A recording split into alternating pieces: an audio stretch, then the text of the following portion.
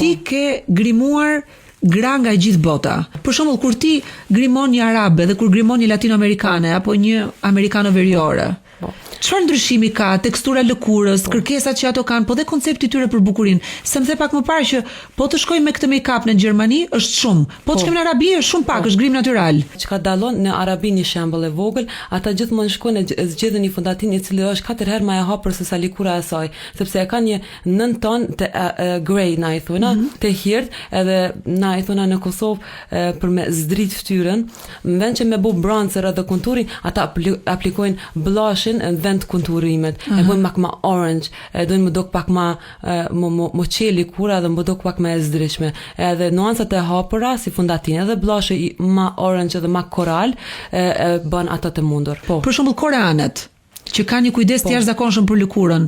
Çfarë kanë një karakteristikë që ti e vren që e kanë ndryshe nga gjithë gratë e tjera të botës? E kanë fytyrën të sheshtë, edhe dojnë të krijojnë konturim në fytyrë, na që në Evropë kena më shumë kontura në fytyrë, ata nuk e kanë, kështu që ato shkojnë theksojnë mollzat më shumë, theksojnë to hijet në sy më shumë, na shkojmë mbush me fillar, ato shkojnë theksojnë me make-up edhe me ndihma të tjera. Subscribe në kanalin Klas Media në YouTube.